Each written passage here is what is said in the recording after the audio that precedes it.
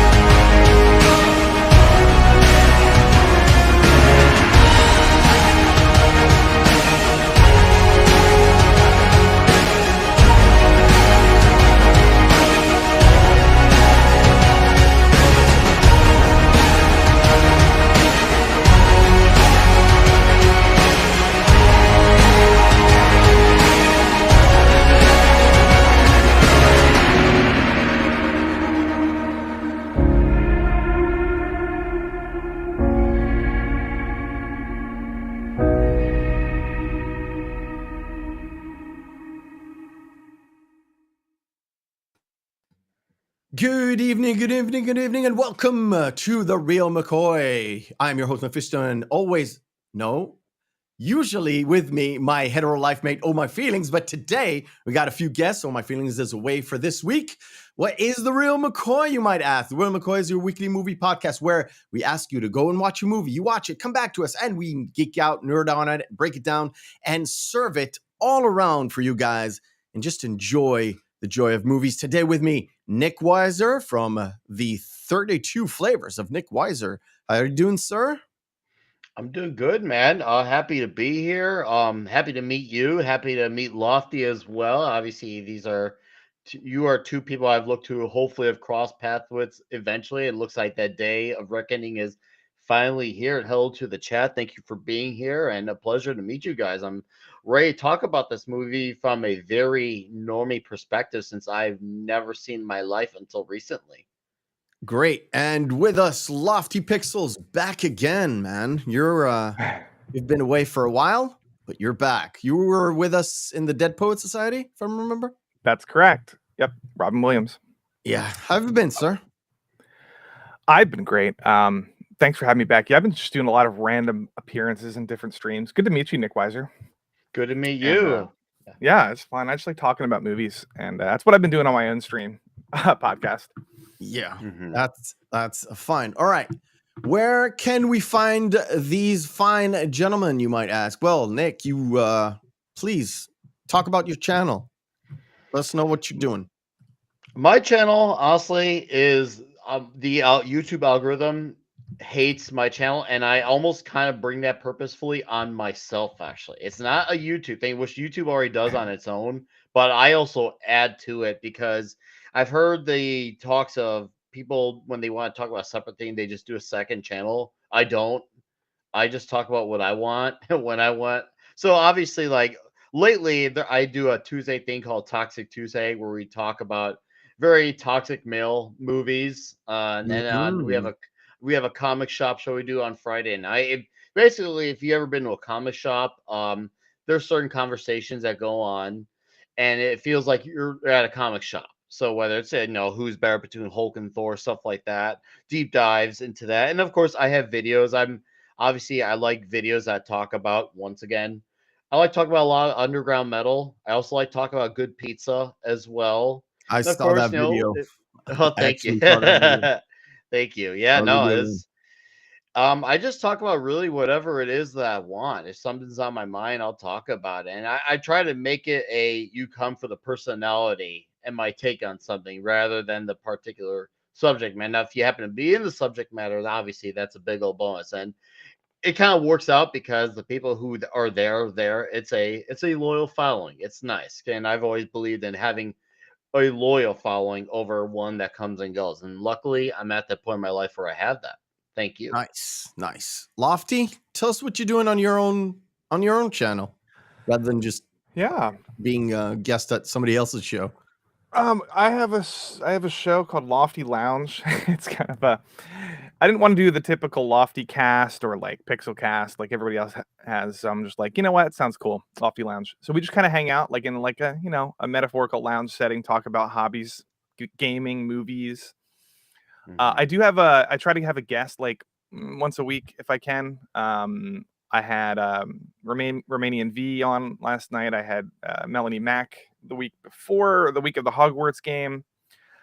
Drunk 3PO is coming up as a guest. And I'm just trying to like encourage people to talk about their hobbies in like a positive way, not in like a cheesy, corny kind of positive way, but like instead of just like hating on stuff 24/7, like talk about stuff you like and like what like I just did a whole tier list of the 2020 decade, like 2020 till now, like the movies that came out in the last 3 years. We ranked them, talked about them. I plan on doing like every decade, so going back to the 60s, like a tier list just to talk about like this just different eras of film. Call me when you get to either 1999, 1984, or 1979. Okay, those are good years. My favorite decade's the 60s for various reasons, but more so for like international cinema, but like Japan and France. Japan was, oh my god, a dominant force in Speaking about France, in the 60s, we have no, we don't. Let's start off with the show. The movie we're talking about. Sorry for I ramble, so just interrupt me. The month we're talking about is Kubrick month. For the entire month, we're going to go through every single week. We're going to go through a different movie of Stanley Kubrick. This week, we're going to discuss a 2001 A Space Odyssey. Very controversial movie in terms of the way it was released, the way it was done. The themes in it were controversial, and we're going to dive straight into it with a little segment we call Behind the Screens. Sound production, take 2. Okay, Behind the Screens is where we typically turn into my counterpart and we get the lowdown on behind the scenes and everything beyond the production. So I did a little bit of research, not as great as him because he has sources and he's got like feelers everywhere. So first of all, the iconic Blue Danube sequence was originally set to a different piece of music, but the director changed it after hearing the Strauss Waltz. I think he equated it to watching the Disney Fantasia for it. I don't know. Interesting. The famous shot where the spinning space station is achieved through a combination of rotating models and rear projection techniques. You might have noticed it. Some of the shots are a little bit disjointed. That's where the shot on top of shot were used. We kind of talked about it throughout Hitchcock. The last month we did Hitchcock month. He kind of used that in various places to enhance the film. Wow. The film's HAL 9000 computer's voice was provided by Canadian actor Douglas Rain, who was not originally credited for the role. This entire movie has been under certain type of scrutiny and secrecy by Stanley Kubrick, and it was done Really? Wow. Yes. Strangely enough, Wow. it was I done. don't see how, but go on. No. It was done to investors of the movie. It was done to members of the PR team. It's like different things were kind of miscommunicated, as Stanley Kubrick put it, miscommunicated in order to have his entire vision on screen. Will have full control of that vision. We're going to get into it in a bit, okay? Well, Hitchcock did similar things, I think. Hitchcock did because very similar he things. was dealing with like the Hays Code with censorship and stuff, and he had to work around that. And he was also dealing with actors and actresses that he wanted them to do certain things, and it didn't want to do it, and he kind of forced them to, especially the women, because he was a big asshole. Yada yada yada. There's a lot going on there. The famous monolith, the prop, was made out of a single piece of black marble, and it weighed over a ton. I did not know that when I researched this, and I was like, really? Yes, it was. Where is it? Who has it? I don't know. I wonder if it's in a museum. It has to be. I It wondered a lot about that thing. As a super normie, I had a lot of questions about that thing. We will try to answer some of them. And by the way, non-conclusively as well. The film's score was composed by classical music legend Gheorghe Ligeti, whose music has never been used in major motion picture before. He did all the stuff that is not classical music. So it's not a lot, but a little bit. The film's famous final sequence set in the mysterious bedroom environment was shot using enormous rotating drum. It's the same drum that they used to do the inner space station of the actual ship, the ship going to Jupiter. Okay, that was a big drum, right? Yeah. Same goes with the floor. When you go into the last bit where there's some music and you see this kind of a weird room, the lighting on the floor was done by individual lights on the floor, and it was in order to get the room to look as white as humanly possible, very glaring. And it was also it was a room with no windows, so there's no doors, there's no windows, so it's a set that you need to get open up to get into, and once you're closed, you're just there. And those lights were very, very, very hot, so they had to do the take and then turn them off in order to not literally roast in there. The film script went through some numerous revisions, with Kubrick and co-writer Arthur C. Clarke collaborating closely over a period of years. Arthur C. Clarke is the guy who wrote the 2001 Odyssey book. However, was heavily controlled by Kubrick what to put in the book and what not to put in the book. And the book is slightly different from the actual film, as normally what's happening. However, a lot of key elements are not actually there in the book on purpose. And everything was revised and hyper revised by Stanley Kubrick as well. Arthur C. Clarke is a genius, by the way. He's done a lot of other good stuff. Rendezvous with Rama needs to be adapted to screen. That's my opinion. The cinematography was heavily influenced by French work of a filmmaker called Jean-Luc Godard, a famous French director, died last year. Very, very influential on French filmmaking and a lot of the, let's say, artistic filmmaking of the late 60s and early 70s in the American cinema. Some might say that I forgot about the name. Lofty, you can tell me.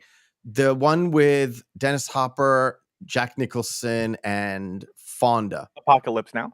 Not Apocalypse Now, the other one. Easy. Wait, no, not Easy Rider. Yeah, Easy Rider was also influenced by this director as well. Yeah. Yeah. Let's see. Now the fun bits.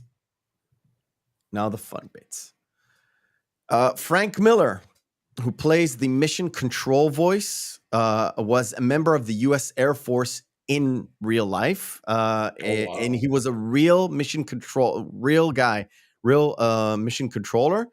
He was hired because of his voice, and it was most authentic to the producers.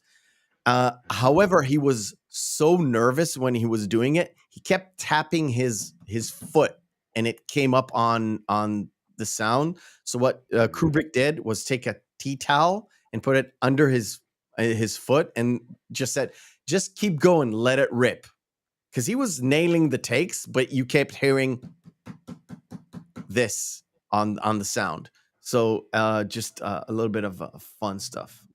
The 2001 Space Odyssey is the book itself is called The Sentinel, and the finding of the monolith on the moon was initially slated to be in the film's climax. Instead, eventually became a kickoff to the second half of the movie. But during production, the ending of the movie was still under constant revision. So Stanley Kubrick initially planned to show extraterrestrials, even commissioned an sort of we know it now as a slender man with a large round head kind of look, kind of what we know of let's say Steven Spielberg, for example. But because the budget was running out, he finally decided to not physically put it there. By the way, it's a contentious decision, and stating that you never get to show God, meaning he didn't want to show the aliens in order to, kind of infer that they are there rather than just outright show them. The last couple of bits before we kind of dive into it, the sun and the crescent moon aligning with each other in the opening shot is a symbol of Zoroastrian, an ancient Persian religion that predates Buddhism and Christianity, and it is based on the teaching of the prophet Zoroaster, which is Zarathustra, actually, and this particular alignment symbolizes the eternal struggle between light and darkness. Also, the theme itself is called "Thus Spoke Zarathustra." That's the most famous theme by Richard Strauss. It's based on a book of Friedrich Nietzsche, "Thus Spoke Zarathustra." I have actually listened to it on audiobook this week. It is insanely, how would you call it, based. I am dead serious. I'm going to touch upon that. And there's a famous line in it called "God is dead." If you ever heard about "God is dead" as a quote, that's where it comes from. And when we start talking about the movie, I'll touch upon the whole Nietzsche angle and Stanley Kubrick. What else? Okay. When they were filming the private conversation in the pod where Hal couldn't technically hear them, Kubrick had a full script for both actors, for both Kier Dullea and Gary Lockwood. However, at the time that they were filming it, Kubrick thought it was too long. So he said, well, why don't you just, the text, why don't you just improvise it? So the whole scene is improvised. The whole back and forth was totally improvised. And it took a few takes until Kubrick kind of was like, okay, that's the one, print, move over.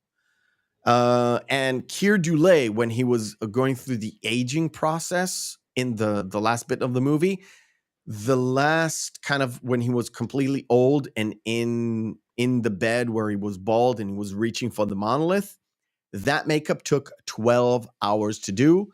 And it took 2 takes. It's not here, but I heard it in a video that I've seen. It took 2 takes, and it was mostly because the light, like I said, the lighting on the bottom was getting real hot. The makeup was starting to go. Damn. Right. And Wow. a few things that I want to fill just to close up this whole thing. The budget, $10.5 million. Gross take, $146 million. Just to be clear, it is in today's money, before the Biden inflation, $1.2 billion.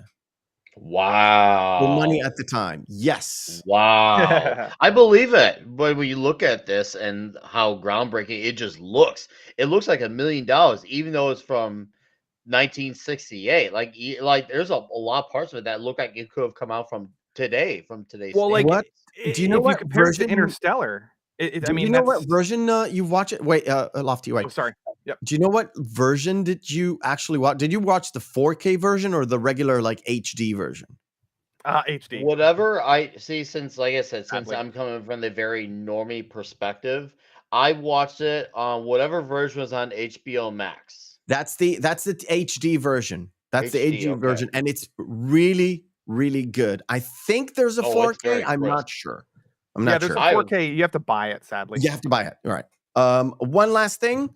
The main theme of what I said from Ricard Stark, the sound that keeps going and going and going, the one that, the rising sun and everything, Mhm. that theme was used by Ric Flair Oh yes. as his theme song. And if Damn. Nick, you're a wrestling fan, right? Or you used to be. Oh So no, you're I like, Attitude whoa, Era. wait a minute, I Attitude know Era. this. Yeah. You're Oh, like, I I knew it know. right away. Now, I laughed when I Charlotte heard Flair it. does use some of it in her theme song as well.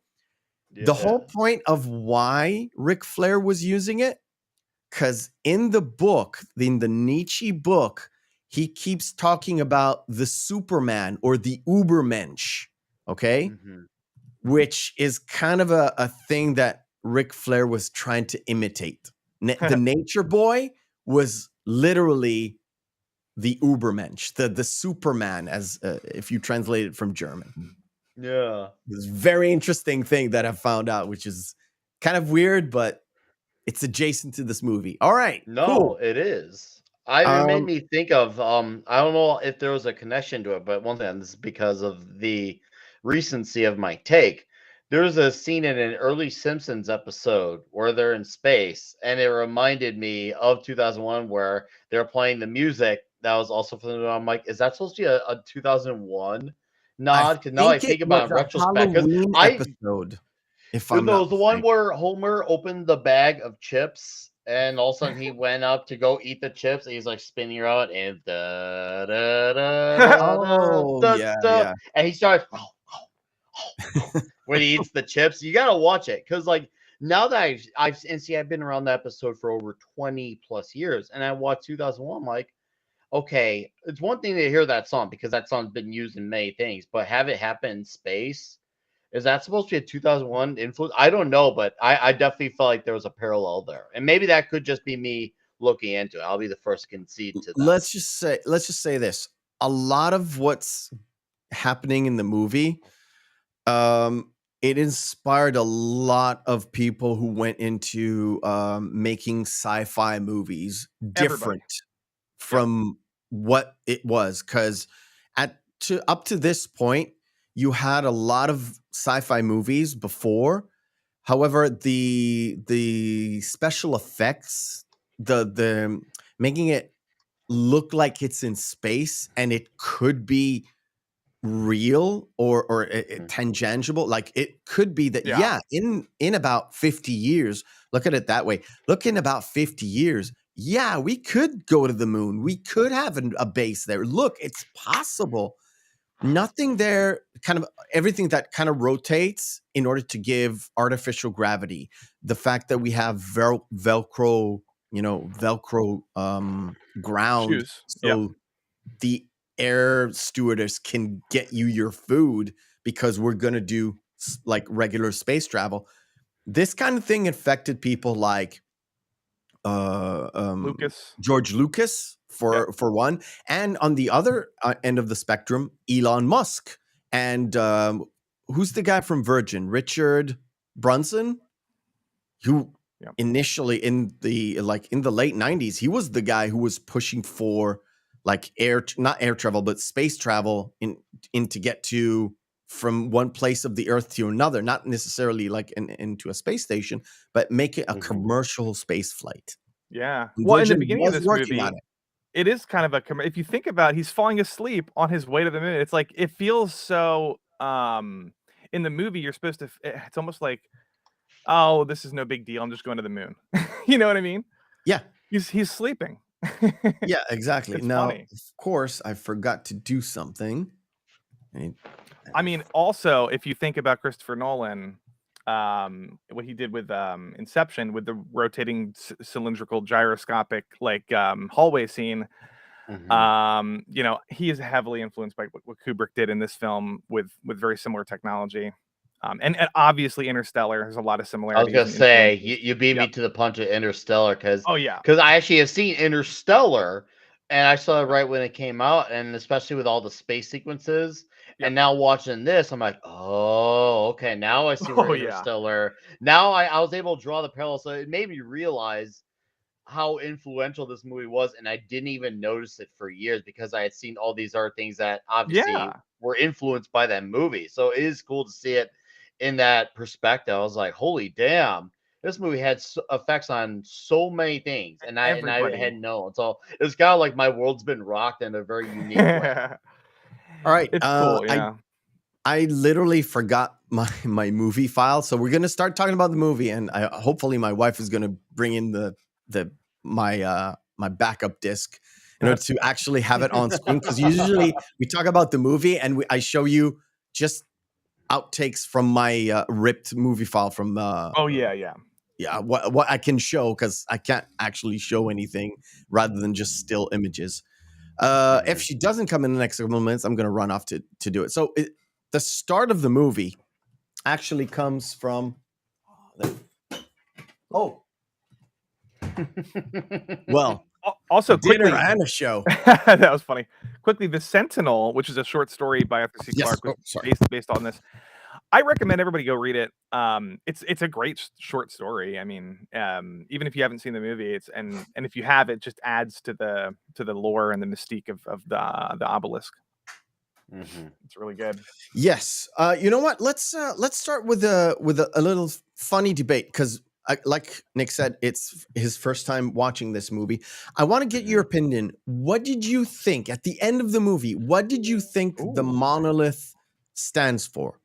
Because usually they kind of tell you, and they do tell you in the moment where, you know, the scientists go to the excavation. They kind of said, well, they buried it 4 million years ago.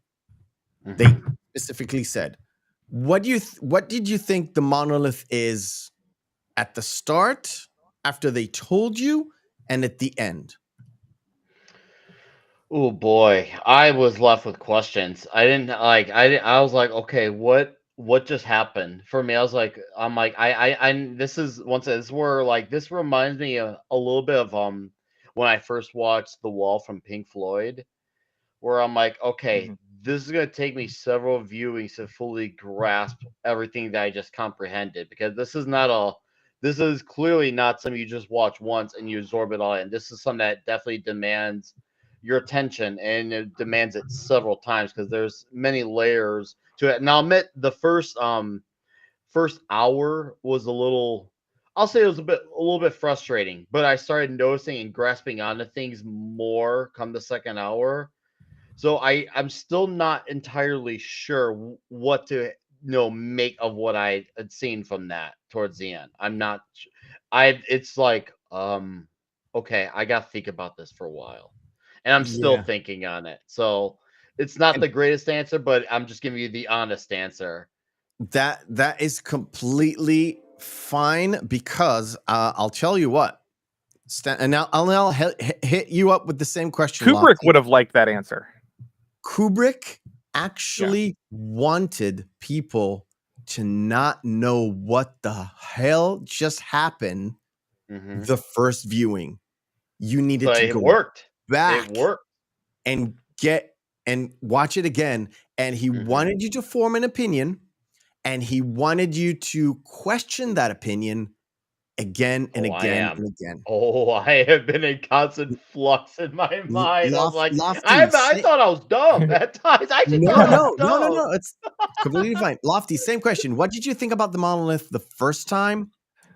The first part with the ape man. Yeah. Then after the discovery, and then when it popped up at the end, we call it. It's called the Stargate moment. Yeah. Yeah, before he goes to the alternate before he goes to dimension. the room, it's called the Stargate moment, where he kind of zones into the psychedelic part of it. Yeah. And then it appears in the alignment. And you have a story about the alignment. Please tell me that as well. I do? Yeah. Oh wait, what alignment? I'm sorry. I've seen your Twitter. I know what's up. Oh, so yeah, I watched. Well, first of all, I've seen this before, and then I rewatched it again the same day that Jupiter and Venus lined up. They had this conjunction, like on Monday or something, I can't remember when. And so it was just kind of eerie watching this movie during that. I'm not like I don't believe in like astrology or any of the magical properties of alignments, but it was just kind of eerie. But I think the obelisk. I mean, I've read the 2001 in college, the book, and I think it was pretty clear to me that in the movie it's very unclear, but you can still kind of if you can interpret it as though it's, or I did, as though it's this artifact that is communicating with life, and simultaneously studying that life and helping that life advance in various ways. Okay. And then throughout the movie, there's kind of this heroic odyssey, Homer, kind of this journey that the character goes on. And he is being transformed, and it's, I mean, a lot of it is symbolic, some of it's actually happening. It's just kind of, it's very ambiguous and open to interpretation. That's kind of how I see it. Okay, But, now that I've got that, and I can show the first. By the way, how I want to get the questioning right. How weird was it for you, Nick, to press play and there was nothing happening for about 2.5 minutes? Did you not notice it? I was just going with the flow of it. For me, it's just like, you know what? Just see what's going on here. Just let things happen, because obviously there's something trying to be presented, and obviously let it breathe, let it sink in, and just wait for it to play. Obviously, there's definitely a little bit of patience as well, not just understanding, but patience. I think is another thing, especially in a very ADD driven society today. And I feel like this is a good way to challenge that. And I think that's good too. I think this is a good way to challenge that, because, this obviously is giving me something to think about despite my conflicting emotions. But I was like, just wait and see what's going on. Don't knock anything out. Don't give yourself any preconceived notions. Just see what happens.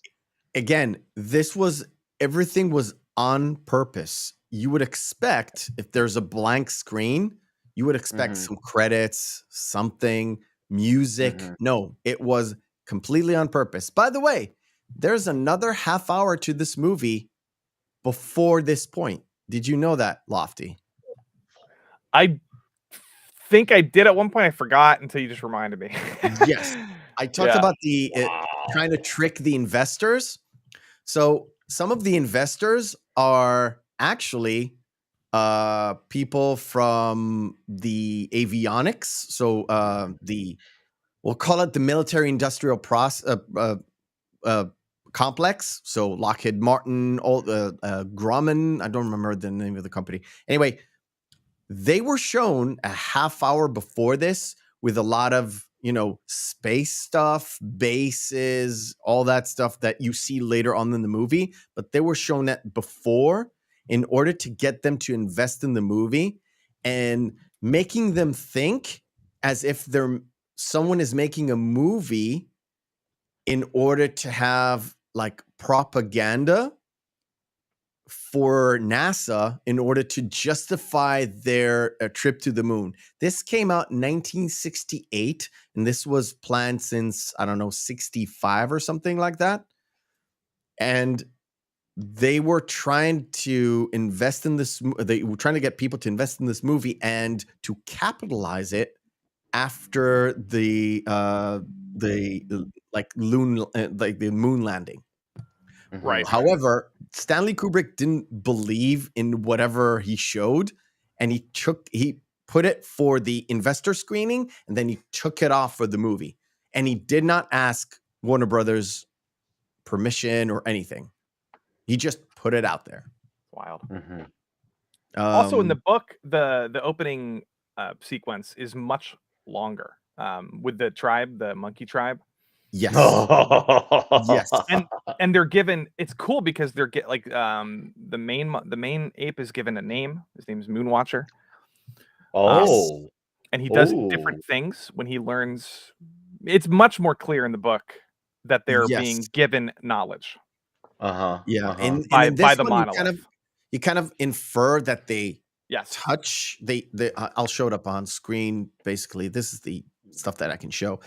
He touches it. You get for the first interaction where one tribe is fighting another tribe for water, which is resources, and then you see them huddle up in a cave, and then they kind of find this mysterious monolith, right? And when he touches it, later on, he comes up with the ideas of tool making, kind of leaning on the fact that there's some sort of guiding intelligence, sort of extraterrestrial, that word. Extraterrestrial entity out there that's sort of guiding the human race, sort of in a way.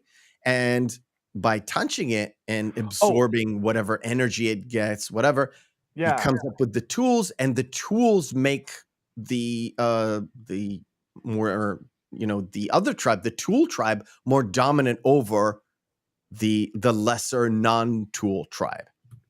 Go back to that picture quick. I want to say something about the monolith. So in the book, this is not what it's described as in the book. It's a transparent. It's transparent and like made out of crystal. Yes, it's shaped like a pyramid rather than a monolith. What? Yes. Well, yeah. Wow. Okay, so do we know why that was a change? What was the reason behind it? Because you're saying that obviously Kubrick does what he does for a reason. What was this? Because I'd like to understand that. I don't know. Kubrick had Clark write this while he was also writing the screenplay, I think, simultaneously. Yes. And they came up with various Clark had his own perspective and Kubrick had his own. I think the Clark was treating it like, just another one of his novels, but they were feeding off of each other's energy and inspiration, basically. That's what I got out of it. Of that relationship. Does that make sense, Meffistoe? Yeah, it does make sense. However, like I said, there are after going way deep on this thing, there's a whole other meaning of this to this movie that, to be honest, I haven't said it at the start. Usually I do. I don't like this movie at all. Wow. All. There are 40 minutes of it that I like. That's the trip to Jupiter. Oh, the trip to Jupiter is wild. After Hal has been defeated and Bowman watches the kind of the video clip of them already discovering it, and Hal knew that they've discovered the monolith, and that's why they were going to Jupiter. That's where it goes into the Stargate. That's the bit I hate, and before the Jupiter mission, I hate that. I really dislike this movie. However, the hidden meaning behind everything and the stuff that I kind of like, it's like I've seen about 20 videos from, I don't know, 20 different people about the movie, and just one that piqued my interest, and I went back into the movie and watched it, and I was like, yes, this is why Stanley Kubrick didn't want to for other Right. people to know every single one, because he wanted people to find this stuff out, because it could mean aliens. However, it could also mean something else. What that something else is, I'm gonna get to it in a bit. So there's one tribe, counters the other tribe. One tribe has the tools. They defeat them, and then there's that symbol of throwing it in the air for Yes. joy or for Then it something, cuts and to the then it spaceship. turns into that spacecraft that literally travels to the space station. Yeah, that's everyone's like, that's the most famous edit in movie history, and I mean, I guess it is. I mean, it's great. It's just very symbolic of one tool, an ancient tool, prior to technological innovation, and then a future tool that that humanity has is using to explore the galaxy. Yeah, A bone and a spaceship. It's like it doesn't seem somewhere, but they're just straight up tools that we're using to advance our society. And he just discovered how to use a bone to kill something. exactly. So it's really cool. Right. Before we go on, we're gonna do a little bit of a respite, and we're doing our first game of the night. It is called Missing Marquee.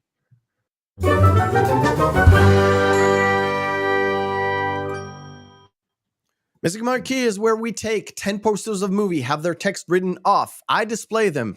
Nick and Lofty and you guys in the chat will have to guess which movie this is as we go into Blip and go, ladies and gentlemen, go. Oh, No, I'm kidding.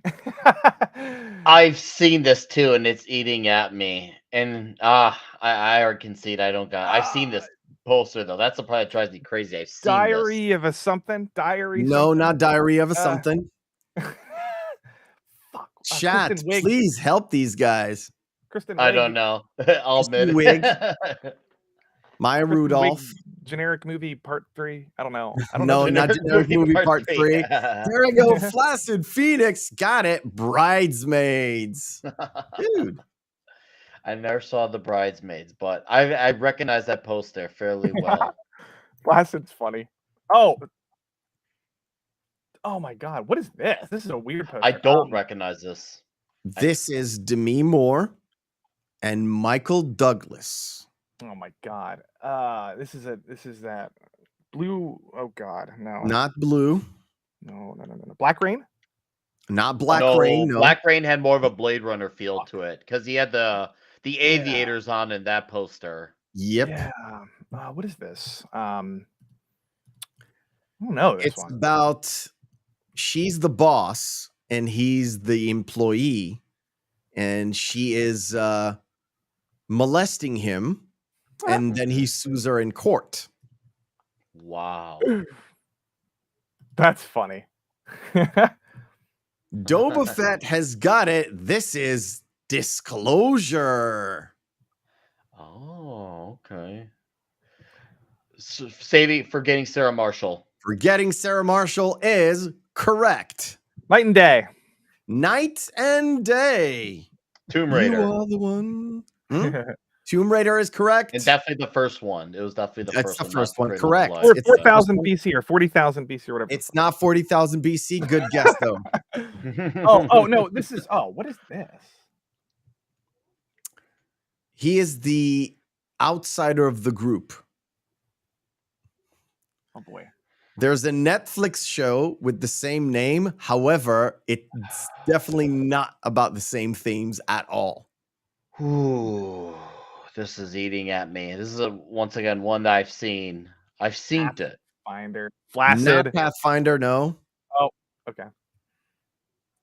Let me think. I yield. I yield. Tougher than it looks, right? Yeah, Austin? no, it is. You got me, John man. Carter. It's just that's the only other thing that comes to mind. John Carter, Right. but I don't I don't think think It it's John is Carter. It is? Outlander. Oh, Outlander. Outlander.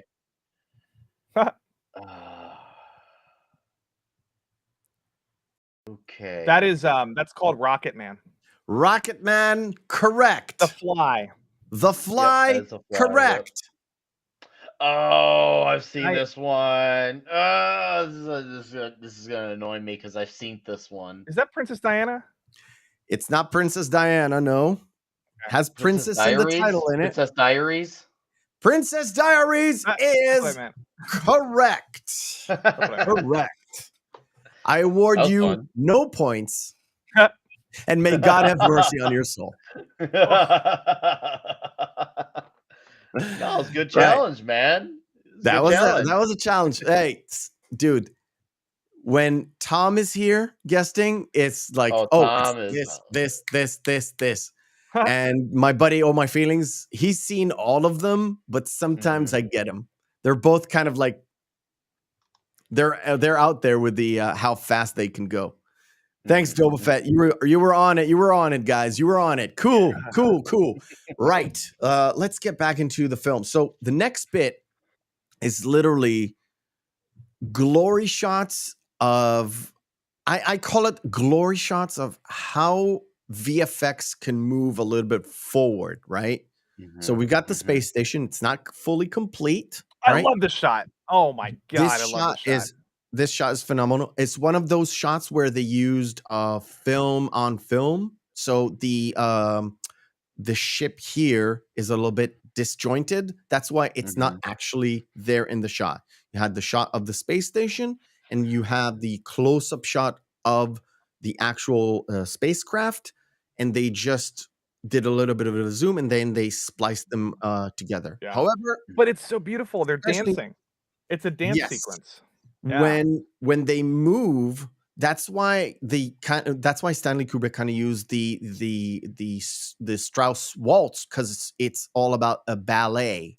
It's a ballet move to literally park the spacecraft in the actual dock. It's not like today where they, like in Star Trek, where they just move and we dock and that's it, right? They actually Now, thought Ridley about. Scott, did you see The Martian? I have seen The Martian with Okay. Matt Damon. Yeah, there's a scene in that movie where there's a very similar circular docking sequence that I just, you had to have basically borrowed it from 2001, because it's much more energetic. It's not a beautiful. It's terrifying because he has to match the rotation of the spinning ship so that he can dock properly. I'm pretty sure that Dylan- was The Martian. Dylan, Yeah. you're absolutely correct. There's a homage in Kubrick's films to everything else that he ever done. Yeah. Next week, we're going to talk about Full Metal Jacket. There's an actual monolith there in place that you've never even looked. Tune in next week. Yeah, Kubrick's based. No, I'm telling you, this week I went deep and far. Kubrick is very anti-establishment, very anti-war, but he would like, it's like Robin Hood, take from the rich and give to the poor, meaning he would take from these investors. He would take from NASA, like NASA money, to make sort of a propaganda film, and then he's gonna trash them in the propaganda film. The whole point of we get to see the sort of the meeting, the two the dichotomy between the two meetings. The first one is between sort of like the other, the peers, the other scientists, and they're trying to figure out what's going on in that moon base. What's going on in your moon base station? Why is everybody locked down? Why is everybody under? So They can't why is communicate. it so suspicious, right? And he's like, nah, it's okay, nothing happening. Don't look here. By the way, did you notice it's the Hilton? And by the way, did you notice a lot of these contraptions that are happening? We have them in real life. So video phone call, which was not implemented first time here, but implemented very well when they talked about talking to the astronauts that are going into the Jupiter run. They literally accounted for the lag. so they Yep. edited the entire interview in order to make it palatable for the audience, rather than have it live and just wait for half an hour for the response. Mhm. Yeah, that was a great That scene. actually makes a lot of sense. Actually makes a lot of sense to do that, because you're trying to think, okay, what could work in the future, but maybe it won't be as perfected by then. So we should definitely show that there's still some beta Yeah. stages to it. So that's actually really, really smart in that It's realistic. regard. Yeah. Yeah. Yep. It's immersive. It's immersive. And that whole part of the movie. Now, what do you think of the difference between how the human civilization interacted with the monolith and the ape civilization? Because there is a pretty interesting parallel there. If you think about, I'm just coming from the perspective of like the hubris of humanity versus the naivete of the apes. You know, there's like a weird parallel.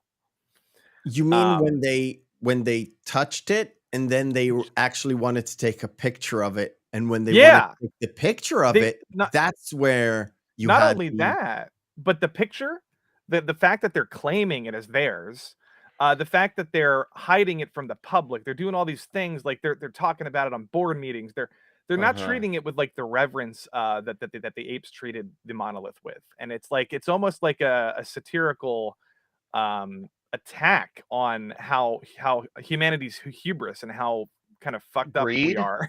Is it like a theme on greed? Because I thought Yeah, that was maybe. it. Them trying to be like them trying to be greedy and wanting to have the credit for that thing. That's Maybe what a little I bit. got of it from my first time. Like, I wonder if this is like an element of greed. Maybe, but Yeah, greed or hubris or you know,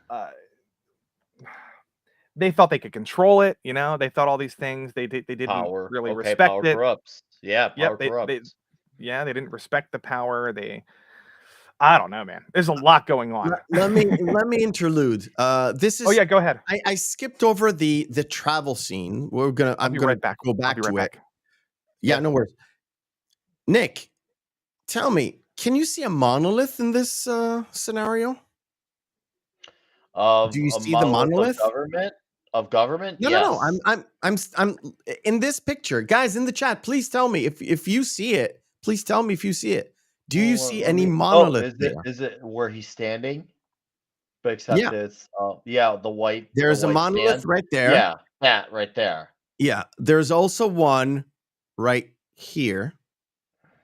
There's one right there, Oh, those. Okay. and there's Okay, I one see what you're right getting at. there, and there's one there, there, and there. And they're all, if you notice, one of them when he's speaking is upright, like the monolith we know. The other Mhm, ones are sideways. So 90-degree angle to the side. mhm, And mhm, I'm going to leave it with that. And with you guys out there in the chat, this is mhm, something that I kind of found out. And I was like, it got me to rethink a lot of stuff.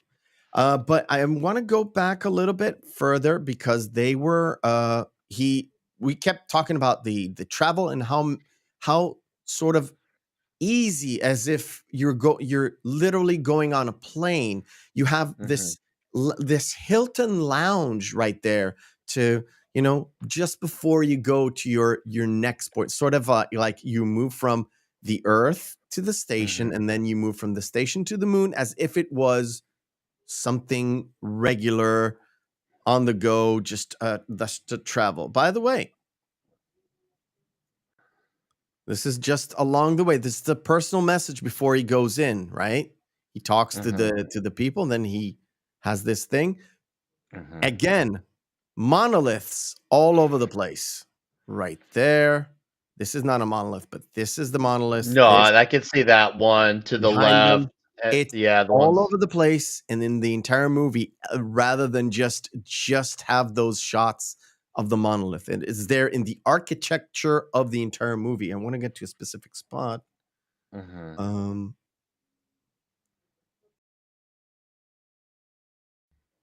The hunt is there. on. No. Show.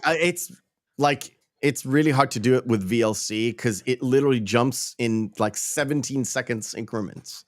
So it's really hard Mhm, to get to that specific spot that I need.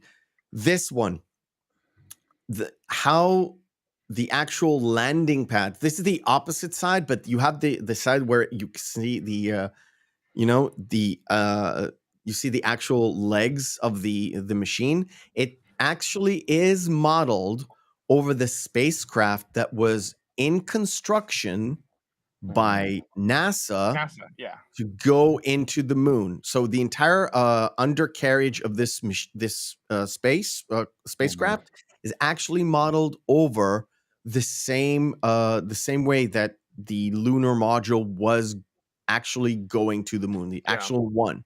Now, this is why some of these bits and pieces were sort of Stanley Kubrick kind of piggybacked over NASA's budget in order to get designs, like top secret designs. And this is, remember, this is a year before we got the actual lunar landing. Nobody actually knew how the lunar module kind of looks like. However, this is almost exactly the undercarriage, almost exactly the same kind of leg positionings, everything. And this is in order to get money to actually make this movie. However, this looks like something that ILM would do in 1977. It's genius because it's the financing, but it's also the realism, pushing, raising the bar for sci-fi immersion. And Lucas would obviously try his best to match the bar, but even the spaceships in Lucas's movies are kind of like nonsensical. Like this is so everything about this movie is so it just feels like it feels real. It feels like this Yes. is part of NASA or part of it is like like I said, Lucas, like if you look at the Millennium Falcon, it looks awesome, but it's kind of like doesn't really quite make sense, like why things are the way they are. And but It, yeah. it actually tries to give a realistic view on how things are, well, Yep. the way they thought in late 60s on how the 2000s are going to look. So we are going to the moon. So we are going to have a moon base in the 2000s. Whether or not they were right, they, uh, so Nobody's ever they right wanted about to predicting give the future. they wanted to give a less sci-fi view of things and more of an actual Yep. real thing that is actually that you can touch it. It was like, oh, this can happen. I see levers, I see pumps, I see everything that is supposed to be here, like I see on Earth, but this is a more futuristic view. But I still see those, the pumps and the hydraulics. Everything kind of looks like it can happen. Yeah, and they did the functionality of it even when he's turning the when he's in the what's that called, the pod, when he's turning the arms to catch the astronaut, and he's like opening the door. All of it is functional. Like you see him turning it with his hand, and the other hand is operating in a different angle, and then you see the arms doing the same exact thing on the outside. It's crazy. Yep. It's crazy.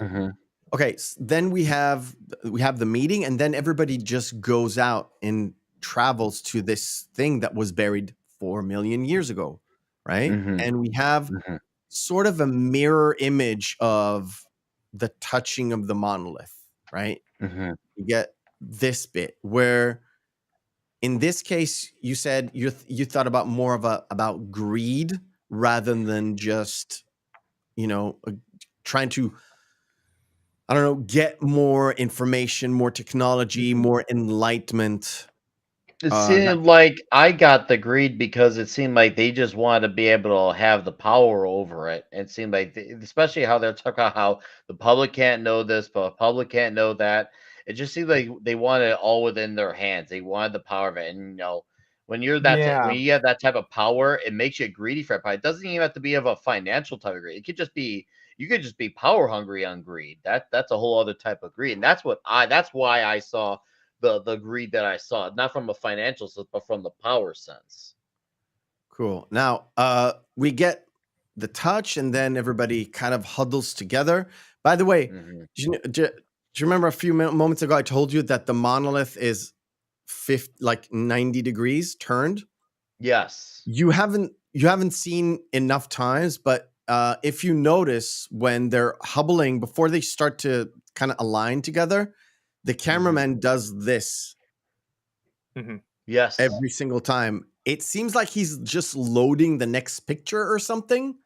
So he loads and then he clicks. It kind of looks like that. However, again, it's very ambiguous. After the touch, when they start to huddle up in the picture, cameraman goes away. And if you feel it or if you remember it or not, the music kind of starts to build up. And then at a certain point, we get this ping, this noising sound that is in everybody's ears, right? Yes. I had to turn my volume down for that shit. Yeah.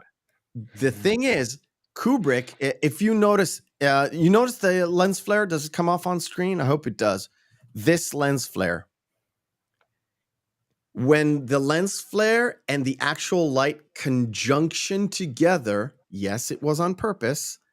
That's where the sound kind of starts. And till then, the music kind of builds up and builds up and builds up. Yep. Again, kind of a tiny little thing that you wouldn't notice, but when they do conjunction together, the lens flare and the lights, that's where the kind of the moment where the high pitched sounds, and then it just moves on to the next part. It actually moves to the part where I actually like where. Well, before that, there's a very long intermission, which is interesting. Yes.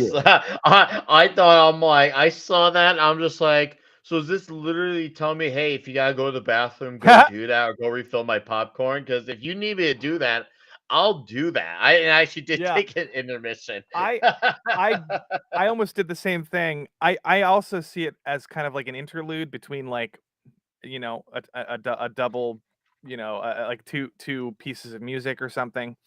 You know what I mean? Like some, you know, a song might have an interlude, like a very long song, like a 12-minute song or something. That's kind of, I'm sure he had his own reasons for that. That's just what I've heard. That's why I love this movie. On purpose for people to get out. Not only to get a drink or go to the concessions, actually go to the bathroom and actually think about what they just saw. Because we had like Monkey Boys and then literal space and this secret meeting and this weird monolith that was there, you know, in the deep BCs and now in the, you know, in 68-ish or the 2001s. Sort of connecting them both. And now go outside, think about it. Let me tell you another part of this story. And that kind of starts off with this, with the mission, Jupiter mission, 18 months later. Kind of, it's in order for you to be disjointed. So today he would have just said 18 months later and just continued on, like we see in various movies where we kind of move the story along 18 months later just to show you the passage of time. Some of them do, some of them don't. Just move on. Well, I don't know. Maybe he would have done the same thing because, I mean, Tarantino did the intermission with Hateful Eight and the theater. That's very, he was hearkening back to the 60s when they did intermissions. And also that's a theater thing. I mean, it is what you said about, you know, wanting people to kind of think about it over like a period of time. The first act of the show, you know, theater does that. They still do that. You know, they still have 15-minute intermissions. But this one is placed not in the middle of the movie. It actually placed about 50 minutes in, and the rest is another hour and a half of experience. Which is like, it's like, oh, the prologue of this is 50 minutes. Now we're going to start our 90-minute movie from here on end, but you had to listen to those 50 minutes first. Yep. So it's not in the middle, but you had to think. It was forcing you to think. You don't like any of the first part. Why not? I don't. Because I like it maybe more than the second half. But I don't know. Very, very slow. Okay. It's very bland, and it seems like a big advertisement for something. Okay. Even the I- talking part yeah. seems like it's inviting you to sort of try to figure out a mystery. And like I said, because it's Stanley Kubrick is very anti-establishment, very. It's like he actually follows that book, the Zarathustra book. Actually follows the first 3 episodes. Were like, oh shit, this is what this. If he only read the first 3 episodes of that book, even if he just wrote like he read the prologue for that book, it's a lot of these ideas came into us. Like literally, never listen to the government. The government always lies. There's a whole like bit about it in the book. Never trust the government. The government is against you. Blah blah blah. All that. That's one thing. The other one is like the whole story about why I'm an atheist. Why I don't believe in God. Basically, God is dead. It's everything is metaphoric and everything is Yes, like and that. But it's yeah. a lot of these ideas where it's coming from actually that. What book? Thus Spoke Zarathustra. It's basically the book that if you are a Zarathustrian, you would follow that book. It's very interesting. It's let's say it's old, very old, and it's written like the it's a very hard listen if you don't enjoy old English. It's a lot of thus said, thine this, and that. It's sort of like Shakespearean talk. But the ideas there are really interesting and really updated. I didn't expect that. I thought Nietzsche was like a very much like a fascist, which is he talks about warriors and virtues and the virtue of the warrior, not necessarily the soldier, the warrior and his relationship with the state. And I was like, yeah. Okay. He's very anti-state. Let's just say that. Not anti-state, anti-government, basically. I didn't expect that. Especially because the whole idea of supermen or ubermensch is something that was taken to and distorted later on by Nazism, which is a whole different kettle of fish. However, I want to take you back to the Jupiter mission. Very realistic way of handling a mission. So we have the rotating. We talked about it. The rotating drum. The fact that the astronauts need to work out because of loss of bone density. I don't think it was that much known at the time about losing bone density. The fact that, by the way, in both the travel to the moon and in this one, you have sort of like either solid food or like pre-chewed, and not pre-chewed, but like food that you take that is not solid in the sense that we know it today, as in eating and chewing. But they do have they do kind of grow up when they send them up to Jupiter, where these guys are eating with sort of a fork rather than just, oh, this is just a taste of sort of like a juice box thing, right? Well, that was more like an appetite, like, something you get on a plane, like crackers or something. Like that was just a more of a commercial kind of vibe. This is much more sustaining paste, nutrients and stuff like that. But notice the fact that we have a tablet on the table. Yeah, that's awesome. I noticed that too. Fledged tablet before TNG. I thought TNG actually got the tablet where you can pick it up and do some stuff with it. No, 1986, and we've got a tablet and we can watch the TV on it. We do whatever you want. They still have buttons on it. They each have their own tablet too. There's 2 of them. Yes, there's 2 of them. There's actually 2 of them. It's cool. So they kind of depicting life, and they're introducing HAL, which is an advanced AI. They mentioned that there's a twin system on Earth, and this is where the point kind of gets weird. And anyone who is like a sci-fi guy, Nick, you've probably seen a sci-fi show or a sci-fi movie in your life. So you're like, oh, HAL is an AI, and oh, he acts kind of weird. and it's both the intonation of the voice, and it also starts to get weird really, really early in the movie. I caught on to that early on. I'm like, ooh, I don't like the sound of this voice. This sounds like this voice is gonna eventually be up to something no good. It seems like Yep.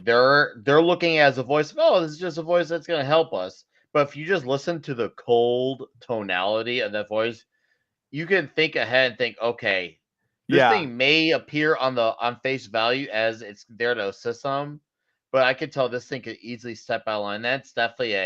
That's what happens when you let technology have too much power. They will get drunk on it. And well, you saw what happened later on when Dave was stuck outside. We'll just say Dave was stuck outside, and Hal is like, "Oh no, you ain't coming back, bro. No, you don't." Yeah. Oh, he actually said, you're gonna have a. He says you're gonna have a hard time with. He's like, I'm gonna use the emergency hatch, and he's like, you're gonna have a difficult time with that without your helmet on. He was like making a joke about it. Yeah. Yeah. The point, I don't know if this was your point. There's a point where the interviewer asks Bowman about Hal, and he kind of said that Hal is not human, but he mimics the how humans talk in order for us to trust it. He actually says that he talks like a human, he acts like a human for us to relate to him rather than actually being human. And this is the point where I was like, maybe he's messing with you. Right. And I move forward because we have sort of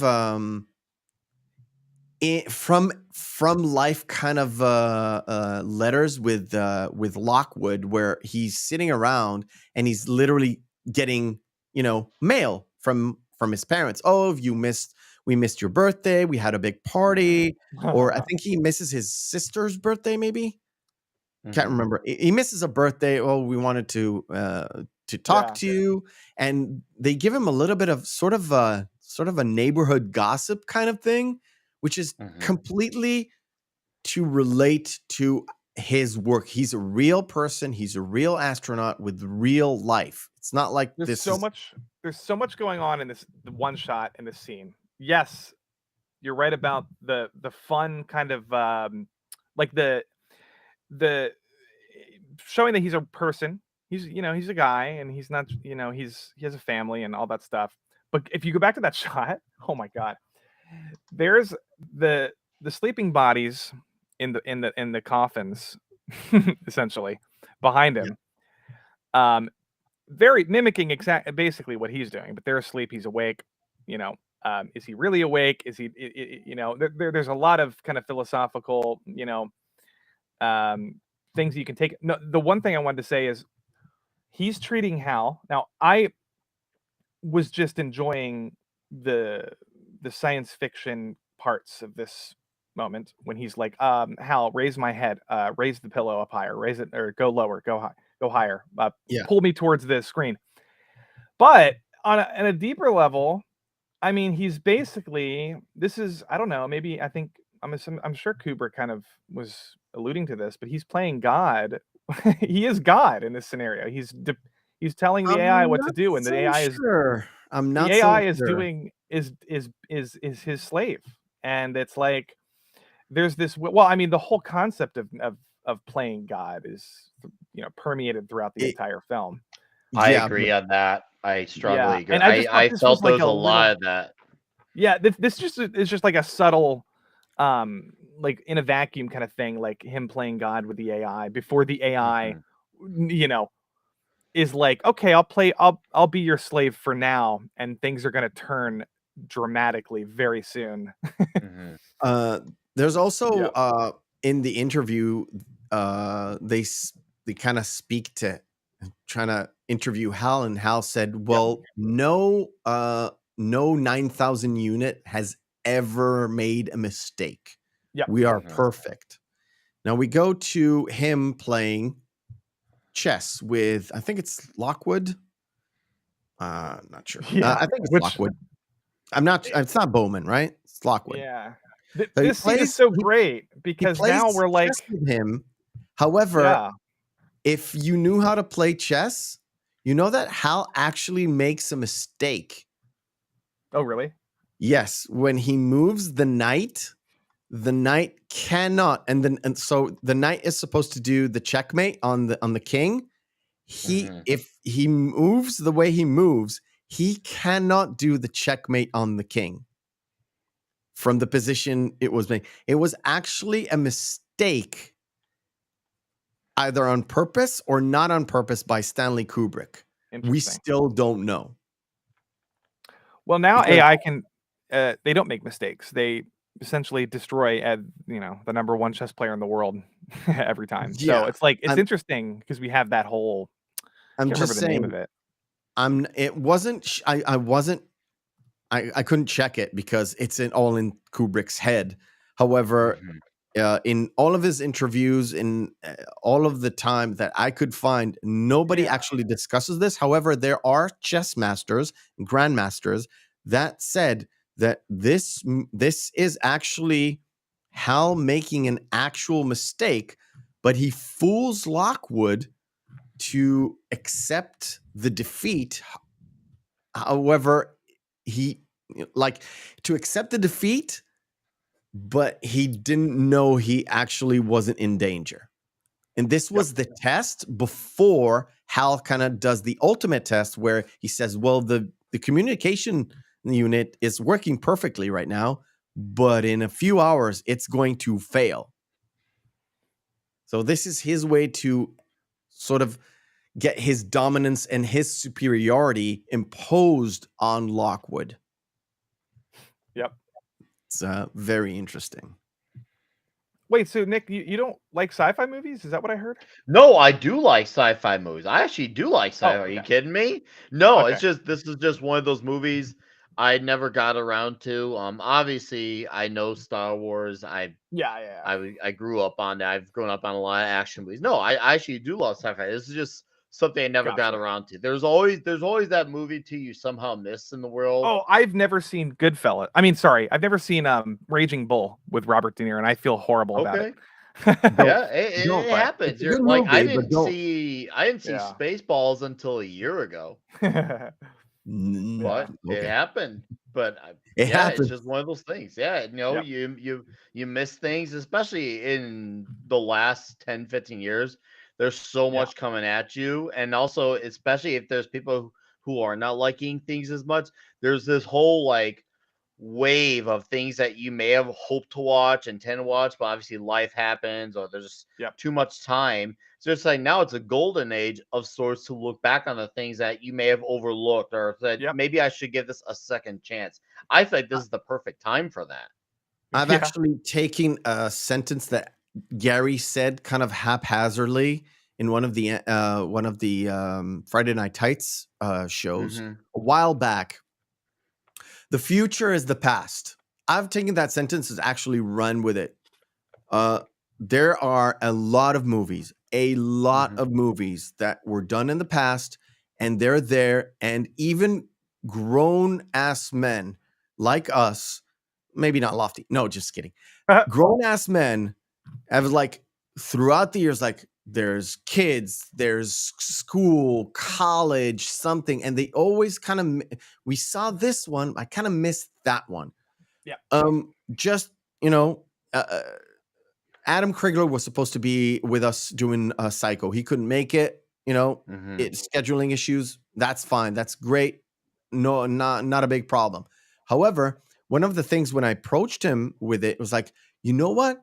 I have never seen original Psycho, and I was like, great. That's awesome. That's your chance. That's cool. And Nick, you should have told me it's your first time because I'm completely excited to get that take of I know. I love that.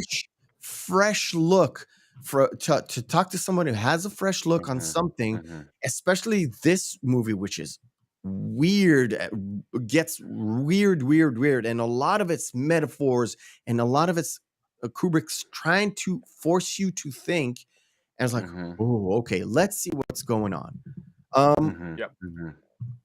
And we're gonna have another It's the same case next week with Full Metal Jacket, another person who has Mhm. never ever seen Full Metal Jacket before.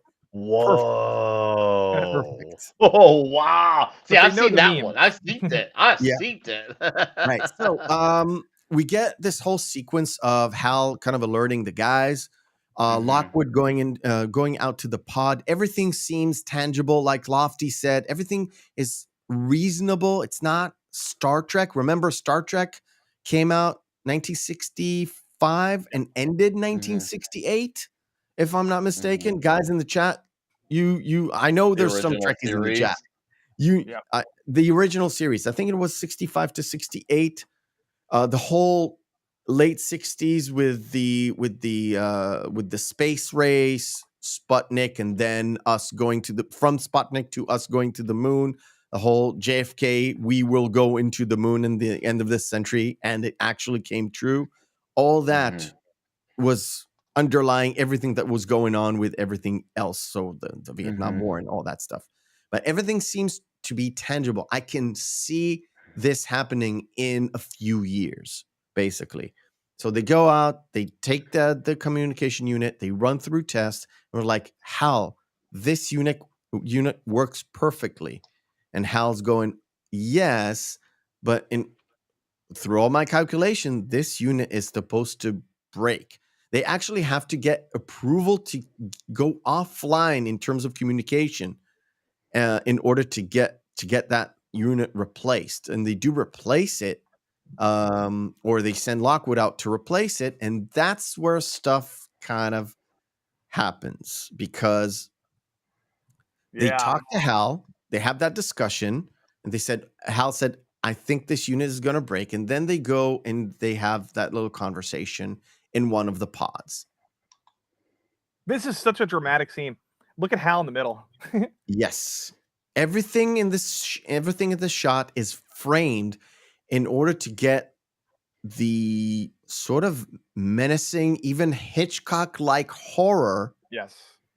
to counteract, to make you think, well, Hal is being awful here. Now, for us, like I said, people who've already experienced Star Wars and then coming back to this, I was like, yeah, of course the AI is going haywire. I've seen this before.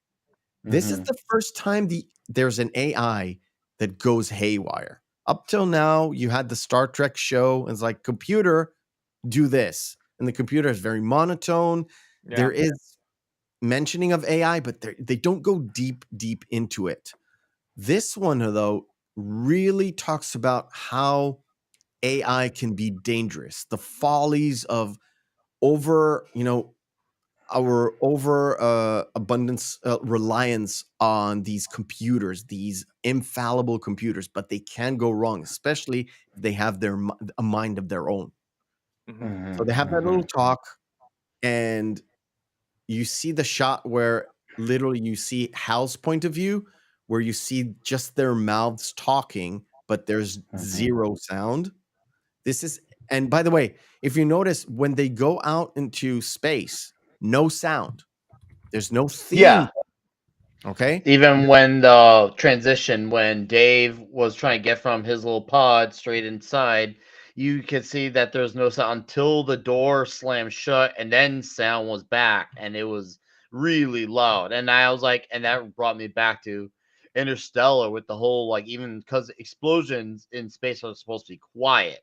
And obviously, like, for movie magic and sci-fi that's not supposed to be realistic, it makes sense. But for a movie that's supposed to try to have a more, I guess you could say, realistic take, this does make sense in that context. And Yep. the whole point is to not have not even dramatic music. No dramatic scores was done. You would think a dramatic moment of Bowman kind of jumping back into that airlock was a dramatic moment. You would hear a little bit of like dramatic music that comes into some sort of a crescendo. There's nothing. Yep. And it's on purpose. So Hal gets annoyed with them, talking about shutting him down. What is he hiding? And kind of messes up with Bowman. Mhm. Real Really bad. badly. Yes, really badly. And he gets thrown out into space. Bowman is trying to save him. It's like, and after this point where Bowman's like, he actually grabs him and comes back. It's like, open the hatchway door, Hal. It's like, I can't Mhm. do that, Dave. And this is where Hal's like monotone voice becomes so sinister. And you're Mhm. like, this is going real bad. Mhm. And of course, with ingenuity, and of course, he does that the moment with the I don't think you can make that jump without your helmet. And I was like, I want to kill you, I want to destroy you, Hal.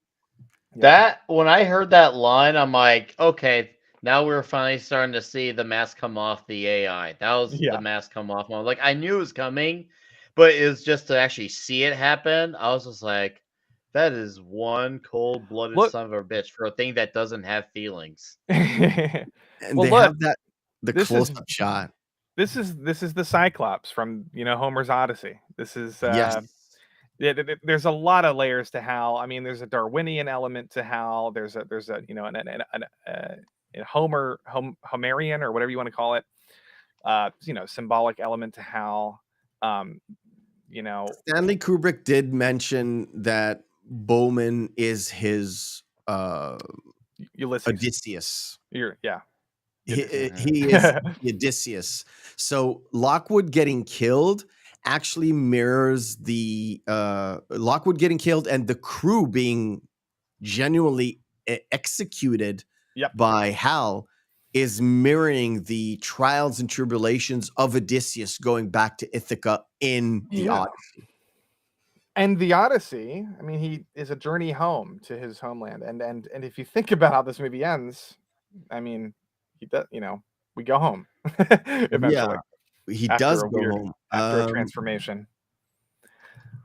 The thing is, once Bowman is in the ship, then he goes into the mainframe. Now, I haven't watched this movie in a long while. When I remembered something completely different with this movie. I remembered them trying to shut him down. So Lockwood going into that room and subsequently getting ejected into space. That's what I remembered. What's And that called? then- A Mandela effect? Yeah, I guess I don't. There's so many layers to this movie. I Yeah. really thought that there's a scene where Lockwood goes on to shut him down, gets ejected into space, and that's what kind of starts the whole ordeal. And then Bowman, after he goes into the airlock, that's where Bowman kind of gets through the defenses or whatever and gets Hal to shut down. Now, the shutting down part goes into literal stages, but the fact that Hal goes, no, Dave, stop, don't do this. He can't. It's amazing. He can't articulate anger. So the monotone voice kind of continues. I was like, don't shut me. Oh, it literally the demise of Hal in terms of just shutting down his memory core. Yep. And then, of course, we get to see what's behind everything, where the whole mission is to get to find out what's going on with Jupiter. By the way, we see later on, we get the conclusion of it in 2010. 2010, yeah. Which is the follow-up. Not as good. But according to Mr. Grant Gregory, 2010 is a much better movie than this one. Apparently. Oh, Grant. Well, he says it's a looking better forward- movie. Yeah, I'm but looking it's forward not- to watching that one. I'm actually really looking forward to watching that now because to hear that take, because It is seems good. like a lot of people liked that movie, and I want now that I've watched this, and I still need to absorb this movie from several different points of view, because there's the paying attention, then there's just the consuming portion, then there's absorbing just even the visual aspect of it. You can watch this movie from so many angles. It's insane. I feel like a lot of the imagery, it is, and a lot of these scenes are scenes. Yeah, it's visual poetry and audiovisual ASMR. That's Yeah, Yeah. no, you can you're right. you can straight up watch it that way if you want. I mean, that's kind of what I did recently on my because I have a big 65-inch 4K TV and I got a surround system. Mhm. I love movies like that. I mean, Tarkovsky is very similar, and like there's a lot of directors. I mean, Kubrick does that a lot, but Mhm. but then there's obviously like the psychological and the philosophical and the Darwinian elements. There's so many ways you can watch the movie. It's amazing. Mhm. I think this type of movie too, this is something I'm gonna remember because I feel like a movie like this, it's best appreciated. Now, Lottie, it sounds like obviously you got a really great setup, but Yeah. I feel like this is definitely a type of movie that benefits best from the movie theater experience, hence probably Yes. why it had so many theatrical releases as it did, because especially for a lot of the scenes with the heavy breathing, it's supposed to make you feel like you're kind of there with him, Yeah. feeling that intensity and feeling that slowness to make it feel like it's a heavier moment. And I feel Oh, you're like it's easier to have those slower scenes play out because when you're in a theater, you're kind of supposed to feel like you're living through the movie. Whereas at home, it kind of takes you out of that element a little bit because you're just feeling like it's just time dragging out. Now, unless you have like a very nice, cinematic setup at yeah. home, different story. But if you're watching that basic TV, I don't feel like it does it justice. Hence why I feel like rewatches not only of many types need to happen, but also a very theatrical should there be one that happens in future. Yeah. I think this would definitely help me definitely get a better grasp on it. Absolutely. I want to interlude for a second. Yeah, go for it. Did you know it was shot with the aspect ratio that would fit a TV rather than a film screen? Mm-hmm. Okay. It was Trying to shot in a remember. 4:3 aspect ratio in order for it to actually be shown on a TV without you missing any part of it. Because the old TVs, it was a 4:3 aspect ratio, and most of the TVs in the 60s had round edges. So there's nothing in the edges that is important because Kubrick didn't want you to miss any bit of this experience. And by the way, Yeah, that's maybe why a for lot of those monoliths are 90% degrees yeah. I mean, on are the you side talking about for the release, the DVD release, or because I think for it was everything. No, today they stretched it out for like 16:9, but the well, no, original thing, he shot it on Panavision 70 millimeter for the yes, theater. he did. Yeah, yeah, But it was made in the way that you can have it on you can, like I said, you can flip it on the side and have it on a 4:3 aspect ratio Hmm. for TV releases. yeah, and I mean, if you notice, most of the action is right there in the middle, Lofty, yeah, and the yeah. sides are not that important. That's why all the shots are dead in the center. The two guys talking, you can see in the 4:3, you can like cut away the two sides of the pod and have just the two faces and Hal in the middle and have it by 4:3 aspect ratio. Mm-hmm. Yeah, I mean That's it's much one of the better in shots. 70 Yeah. millimeter. It's just it's visually better with the 2:20 aspect ratio, like 70 millimeter.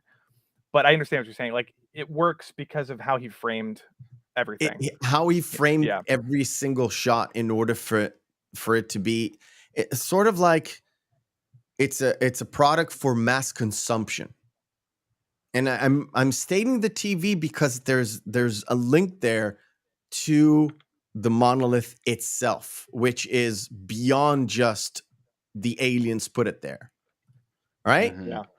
Mm-hmm. I'm gonna get to it when we talk about the room. However, this point of the show is where we play our second game of the night. Let me just set this thing up. We go there. What time is it in your area, by the way? Is it like 10 at night in your area? I'm 11:30. curious. 11:30 at night. 11:30. Wow, that's Not too bad. crazy. Not too bad. Not too bad. Not too bad. It's second segment of the night. Our second game. It's called Screen Fighter. Round 1. Fight. Screen Fighter, very, very simple. You take two movies, pit them together, and see which one is the best one. If there's no discernible difference between the two, both of them are good, both of them are bad, we have our criteria, which is Saturday evening, Friday evening, out with the boys, out with the girls, out with your significant other. Two movies in a vacuum. Which one will you pop in? Nick, because this is the first time for you. Which movie will you watch? Chat participation is most welcome. This is Choices, tough because choices. I love them both, and I'm gonna have a very rare take here of the Nolan trilogy. Batman Begins is my favorite of the trilogy. Based. Okay. I agree. Okay. Oh, this is tough. Oh, you're playing with my emotions with this one because I also like, even though I'm not the biggest fan of the Halloween movies, I absolutely treasure the very first movie because I feel like the human character, it's one of the few ones where you actually got kind of give a shit about the human characters. Yeah. It actually makes you feel like, oh crap, you better get away. Whereas the other movies, it's like, yeah, it's funny, like seeing these unlikable characters, but to me, when you don't have any characters to care for, and you end up rooting for the killer, to me, it's just like I'm here to feel the terrifyingness of Myers. I feel like he lost his terrifyingness when he ended up rooting for him because the teenagers became so unlikable. So this is oh boy, and also too, it plays upon the less is more build with Michael Yes. Myers because We it covered that when we builds and covered builds. Halloween. We said the same thing. Oh, this is tough. Oh, Chat says Halloween. Take a pick. God.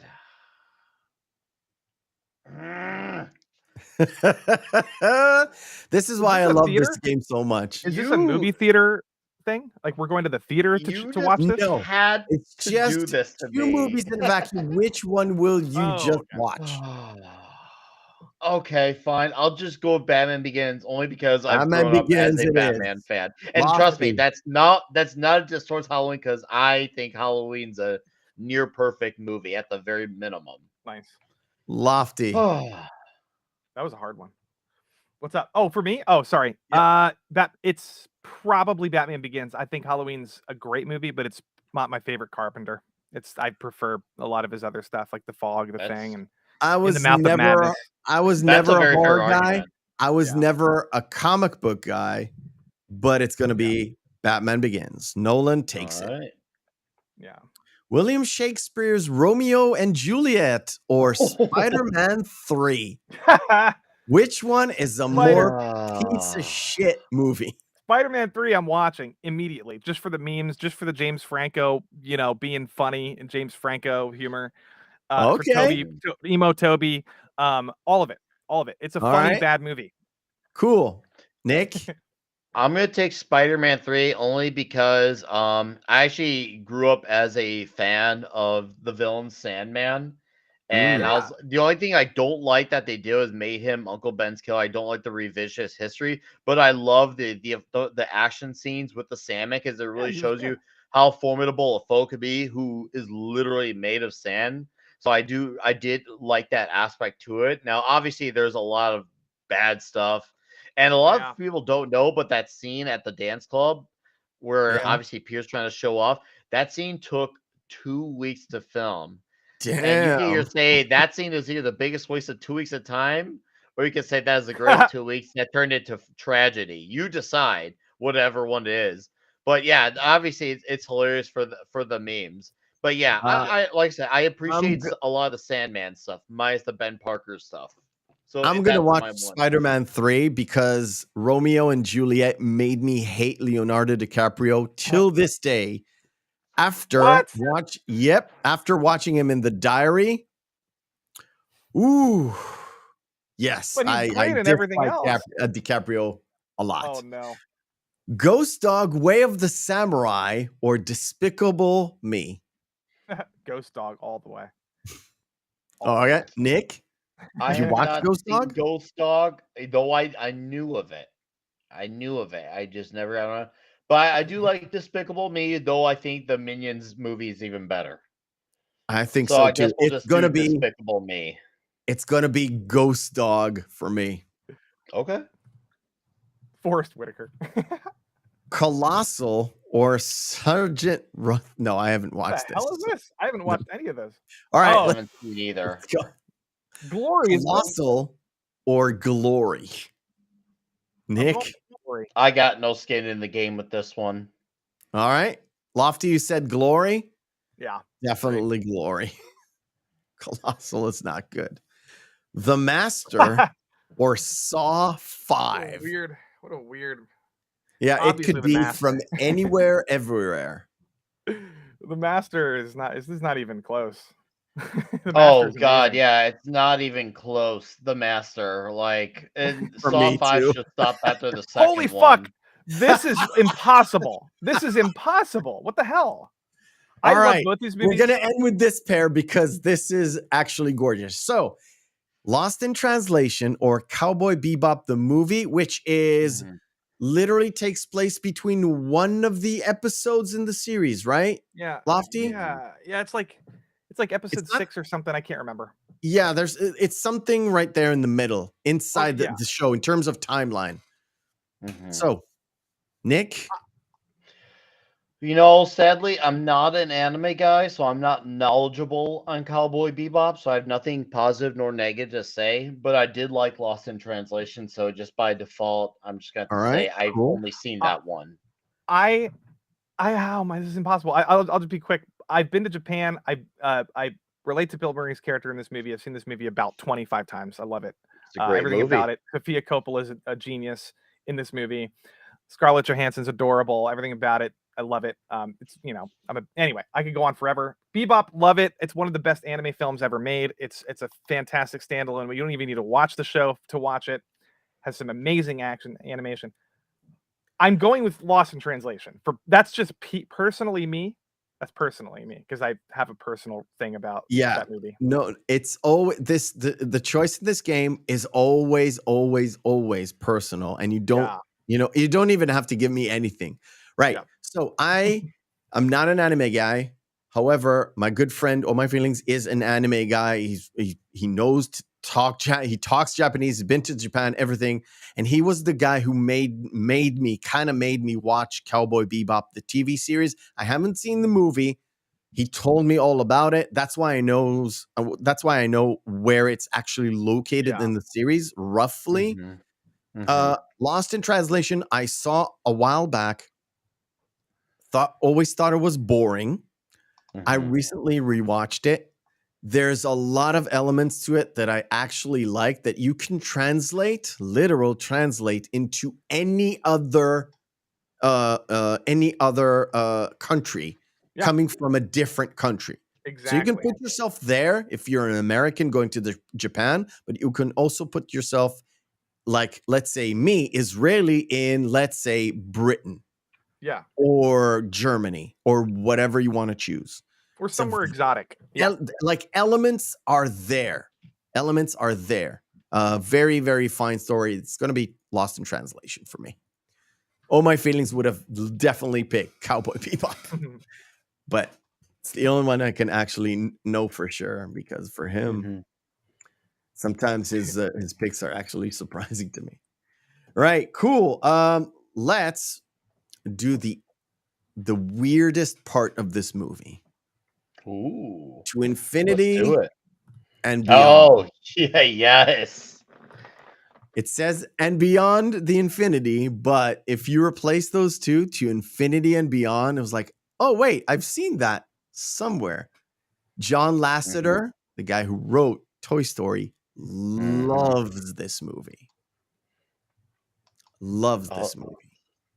All it takes is that little subtle nod. Even a movie like Toy Story, a kid's movie, it's there so that way if there's a Kubrick fan who's a teenager and adult, maybe especially if they're like a parent and taking their son or daughter to see it, they're like, oh, haha, I get it. My kid won't get it, but I get it. And it's definitely pleasing for the parental view to see that, because it's like, okay, they are considering the adults when they made Toy Story, not just the kids. Yes, that's why I genuinely appreciate John Lasseter and how they constructed a lot of the old Pixar movies, and up till very, very late, and then just the Disney animation people took over. Yep, But they we're not did all going to right. discuss Disney today. 'cause No, that's we don't gonna- need. I've gone down that well so many times. Like it's nice to. I don't talk about much on my channel. I really don't. Like if I do, I'll be on like my buddy Tom from Midnight's Edge. Like we'll Yeah. talk about stuff there. But it's nice when I don't talk about my channel because it helps me keep me balanced as far as talking about and not talking about it. Because if you talk about every single show you do, at that you just end up it becoming unintentionally the thing you're against No, because you I'm can't talking about stop Disney, talking the about it. company Disney, and I their know, relations to I movies. know, I know. I agree, Nick. Yeah. By the way, It's I do important. It's not the lost on absolute me. same. I Yep. do the absolute same. It's Right. all about So moderation. the Yep. conjunction of planets. We see Earth, we see the moon, we see the sun, we see everything, and we also see the monolith. And by the way, there's a moment there where it kind of it's a little bit tilted here, and then it kind of disappears. Yeah. Yep. Originally, disappears. according to Kubrick, he wanted you to look at the conjunction like you were looking at it through the monolith's eyes, as in you would have not seen the monolith if you were it and watching this entire conjunction in front of him. Now, the meaning of it, couldn't find any reasonable interpretations of it. I really don't. I think it's just. I think it's a representation of the unknown, of the what the fuck is the universe? Like what is happening in the like I think it's a representation of that, like what we cannot understand. It's a visual representation of that. It's something that Kubrick could show visually about what is so mysterious about the universe. That's what I took from it, and I think it's a good one. And then we have the Stargate moment where it goes. I think it actually goes well with the time. So 1968. Oh, it's so beautiful. The psychedelic movement, testing out drugs, testing out LSD, testing out the limits of the human mind. Also, there's a moment where it's like I said, sometimes it's upright. Same with the monolith. It is sometimes upright, and sometimes it's at 90 degrees. So sometimes it's vertical, sometimes it's horizontal, and it's placed there to again make you think, make you open your mind, and make you think about what you're actually watching. This is actually super strange if you're just going into this movie. Oh, this is a sci-fi movie. Oh shit, what the hell is this? It's an LSD trip. Yeah, it's a trip. It's a trip. It's a trip through. I mean, Nolan did a great job with the wormhole and the black hole and Interstellar, but not. It's not the same. I don't have the same kind of. I don't go into a trance watching those sequences in Interstellar. I visually appreciate how amazing they are, but that's more about McConaughey's journey, and connecting to him as a person, and like it's very similar, but there's much more emotion in the Interstellar movies. This is a straight up trance, poetic, mind fuck, like you know what I mean. It And it kind of goes on so long. And Yeah, the it music, kind of looks like a lava lamp at some Yeah. point, and sometimes it's not. Sort of looks like an explosion, but it really isn't. There's a moment there, because he discusses the sort of the death and the rebirth later on, and we kind of get the death and the rebirth here with seemingly it could be a sperm, and it could also be a comet, right? Comet in the sky. With when the comet gets close to the sun, there is a trail, but when he furthers away, it's just a ball of ice playing on both sides of that kind of equation. Let me see moments. So we get to sort of like mist in the wind, but also like calm and churning water at the same time. It's all very trippy. So it's a Mysterious. trip, it's a journey, it's a moving towards something. This playing is so much playing on the- better than the Marvel journey to the center of the quantum realm. They do a similar, like Marvel likes to do this kind of visual where they go into a little micro, like from macro to micro, and they have this cool like like special effects. But this is like on another level of immersion. I mean, Marvel I might have actually better thought about CGI, but actually thought Oh, about when yeah. Doctor Strange moves with Yep. America Chavez into the Yeah. different Right. the different realms, Multiverse. Yeah. the multiverse, yeah. right? Moving through the multiverse. However, it's a trip, but it's also a trip as Yeah. well. I like And we that was get a good part of the multiverse movie. That was fun seeing them as paint.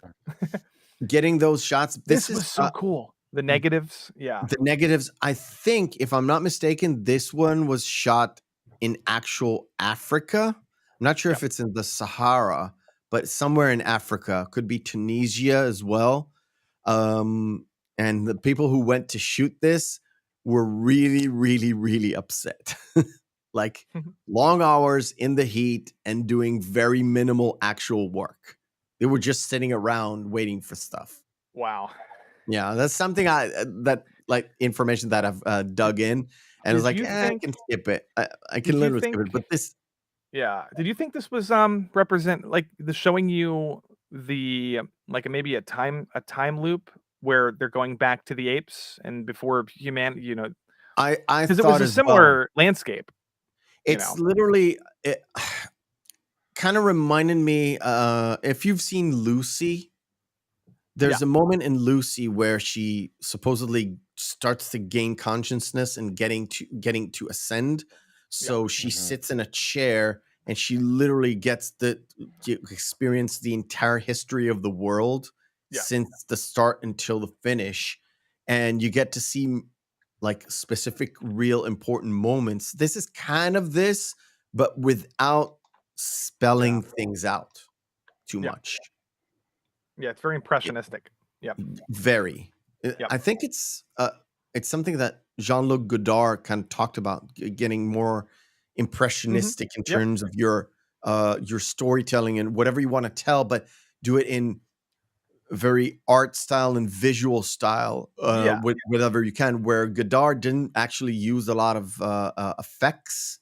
He kind of told story Well, within cinema and different shots rather yeah. than having full on effect. Well, Godard and the French New Wave and Kubrick and the Hollywood New Hollywood in the 60s was all about postmodernist visual storytelling. Like they kind of disowned the whole like in the 50s everything's so formulaic. Every movie is like, even Hitchcock had innovative cinematography, but it was like just very plot structured, characters, beginning, middle, and end. But then Goddard and the whole French New Wave, like, all these and Japan, the Japanese New Wave, all of them were pushing like, okay, I'm tired of the traditional Hollywood storytelling. Like, how can we express an emotion or a feeling with a strange kind of conceptual visual thing?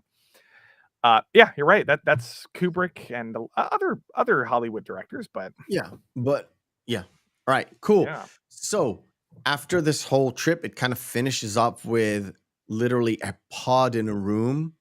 And then we kind of progress through time or space or whatever you want to call it, where Bowman is suddenly outside of the pod and we're inside of the pod looking in. And then Bowman kind of explores this room, and suddenly you see this shot where Bowman is literally aging in front of our eyes, where he's in the suit, but inside he's aging, but he's not fully old, right? yeah,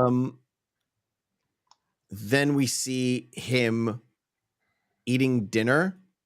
The best shot I can grab is this. So Yeah. him eating dinner, him looking outside of he was inside of this room, but then later on he's looking as if through a door, but there are no Yeah. doors in the room, as we said. There are literally no doors in the room. It's literally a camera trick that they pulled off. Yeah. And This by the is, way, and he's looking at himself here. he's looking at himself. He's So actually he looking at, was okay. I yes. was like, is he? Is he not? And I don't want to like look on the internet for like clues. I was like, I'll wait till I do the show proper. But I'm like, I was like, okay, I think that's him. Yeah. much That older, I think. that is the actor Kier Dullea, and he is looking sort of like looking at himself. By the way, no sound after the trip, zero sound, no soundtrack, no voice, no nothing. I don't even think there's breathing. Lofty, you remember breathing? I don't think so. No, it was like It's silent. very clean. Yeah. The only sound is the old black-robed bowman breaking a glass. By the way, in the trip, there's a moment. If you missed it, that's fine. There's a moment where you see diamonds. You see these cluster of diamonds, or these sort of not pyramid, but sort of crystalline entities of sorts in the trip. Yep. It's a very short moment. If you don't remember it, that's fine. By the way, those kind of weird diamond shaped are in Full Metal Jacket. And they are moments before you see the monolith in Full Metal Jacket. That's fun. That's Next week. No, that's so. And also the diamond shapes are in the glass. After he breaks it, it actually goes into the broken. There's a broken glass shot. There are diamond shaped stuff in the bottom of the bowl of the glass.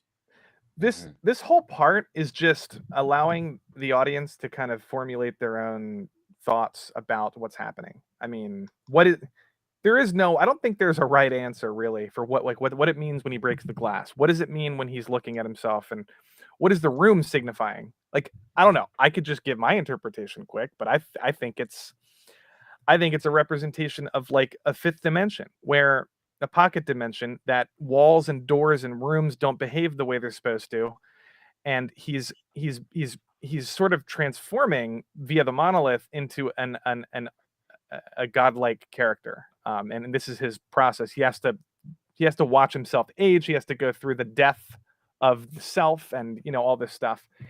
And I'll just say one more thing.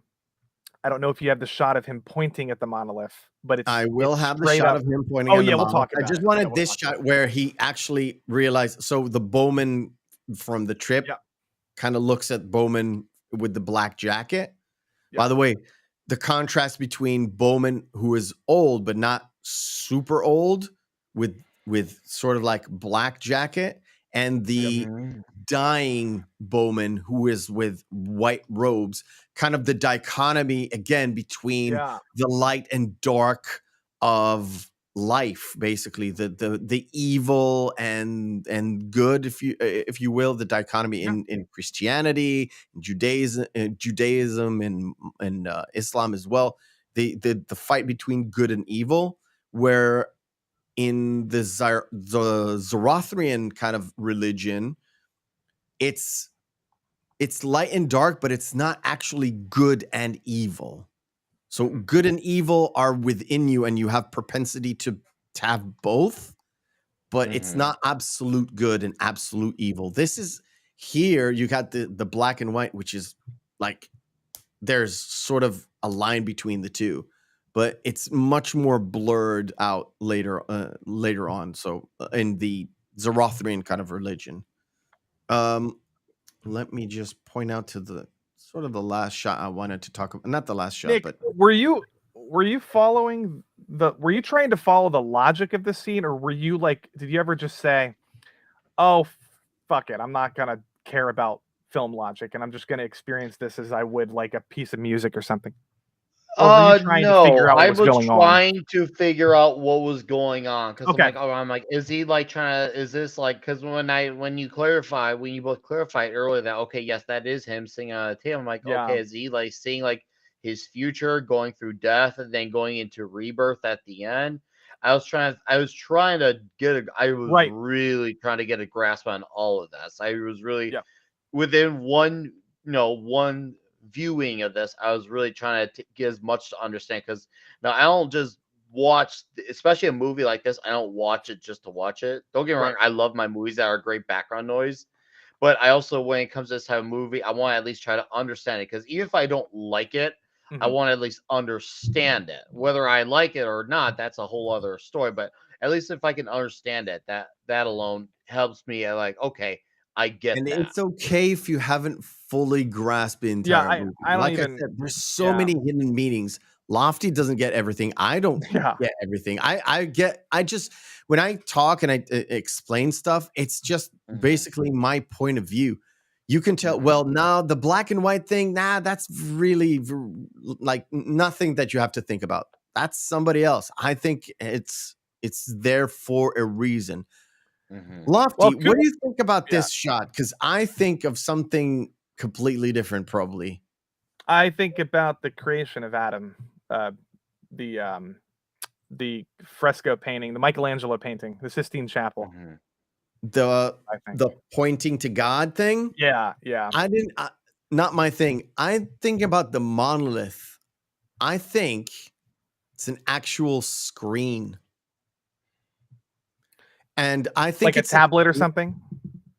It's a Like he's touching screen a that you screen. see through, like I said, and you see monoliths everywhere. So you see Yeah. rectangles, not monolith, but rectangular shapes everywhere. If you notice the bed as well, not necessarily the squares on the floor, but the bed is also a rectangular that is kind of mirroring this monolith.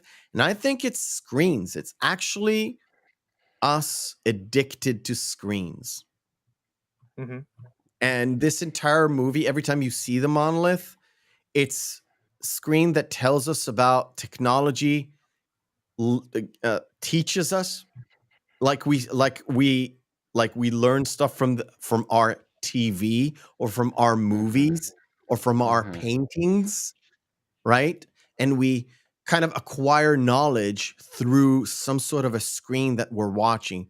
That's how I look at it. And I think Well, yeah. maybe that's one of the things that Kubrick was alluding to, that we're looking at screens and the screens are what's giving us inspiration in terms of moving, let's say, our intelligence forward.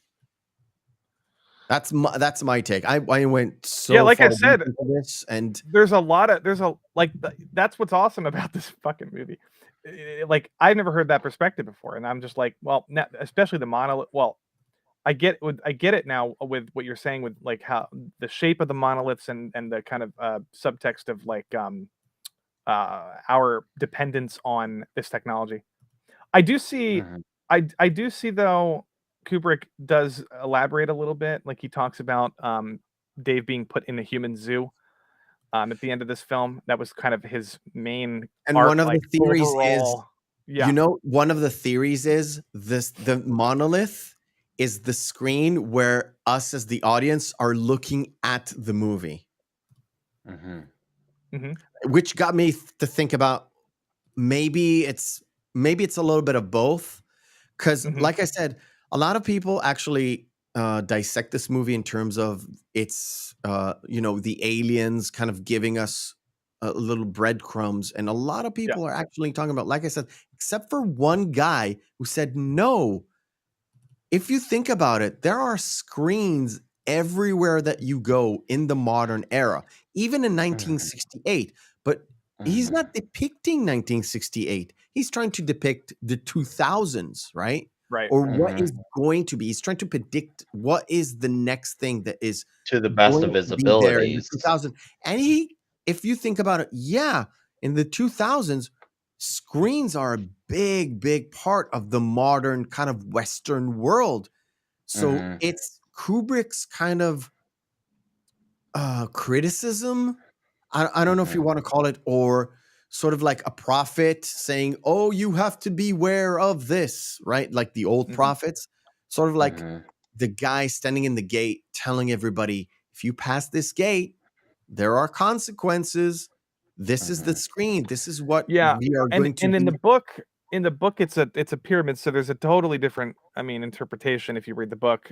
Exactly. That's Yeah. why Stanley Kubrick wanted to have control over what is said in the book a little bit, what comes out in the screenplay, to make it that monolith in order for us to maybe get that interpretation. Again, it could be not what he meant at all, but it's another kind of way of Oh yeah, looking at things. you can look at it however, like same with the Matrix. Really, people have their own specific And with the interpretations of what Matrix, it means. I agree. And But I think the and Wachowskis kind of stumbled into that one rather than actually meaning to be that one. And well, this, but they also did the Plato's allegory of the cave, like that. That whole thing is open to infinite interpretations. Like I know. they set it up that way, but they also stumbled into the whole every other kind of. Yeah, I know what you're saying. Yeah. So, and in this the final rebirth. So we see the old guy, and then he turns into a fetus, and then almost a full child, which actually is another thing he got from Nietzsche, which he talks about the sort of the cycle of life, where death is just another way. It is the end, but it's also the beginning. Nietzsche doesn't believe in hell and heaven. He's completely against that idea. Reincarnation. He doesn't believe in reincarnation per se, Huh. but he does believe Okay. in the cycle of life. So life has a beginning and life has an end. However, it keeps going on a wheel. So one guy's death is another guy's birth, not a rebirth, but a birth. That I makes sense. I could go with that. into those teachings. It's just on the tip of the iceberg of what Nietzsche's talking about. The thing about there is no God comes from the cycle of life and death. That therefore the light and dark is not necessarily evil and good. It's both in a way. And yeah, and again, it's still open to interpretation. You can get whatever you want from it. And said it again and again and again, Kubrick wanted you to be thinking about it, taking from it whatever you feel like it, and it's all valid. What I'm saying is valid. What you say is valid. What the other guy says is valid. Everything is good because also I mean, and like, well, I wanted to get your thoughts on the Renaissance paintings, because in the room, the word Renaissance means rebirth. Am I wrong about that? I'm pretty sure that's what that means. Yeah, no, that's right. So we have this human zoo that is constructed with Renaissance paintings, and it's like with this architecture, this Victorian architecture, things that humans are able to functionally grasp with their mental capacity, but that is probably not actually what is happening in that space. It's probably just his perception of what's happening. In reality, because we can't perceive the fifth dimension or whatever the hell whatever the hell that means. So that's another layer to the whole, like, what he's seeing versus what's actually happening. I think it's fun. Yeah, and the way, again, the way the camera angle is placed is sort of like we're looking into the room rather than just being in the room. And then he puts us in a different angle where we're literally placed where the headboard is. Same shot. It's literally the same movement with the hand going up, but we're coming at it from where the headboard actually is, rather than just the angle from 45 degree angle that we get right here. Yeah. So we can see the room, we can see the construction, you can see what's going on. However, like you said, it just could be a part of that trip, just a different part of it. The ending part and the birth or rebirth or whatever you want to consider that motion. The fact that once he's reborn, he's looking at the earth rather than just looking into the stars. Yep. And then it just cuts away. It's like, what just happened? And then 2010 explains all of it, which is kind of dumb. But that's why it's still a good movie. That's why a lot of people don't like 2010, because I'm not going to spoil it for Nick, but it literally says, oh, this is what you thought. And they just show you an explanation, not necessarily the one that you were thinking of. Not necessarily what you were thinking about. However, has John Lithgow in it. It's got Helen Mirren in it. It's got Roy Scheider in it. Yeah. And he's not being chased by a big shark. Yeah. All right.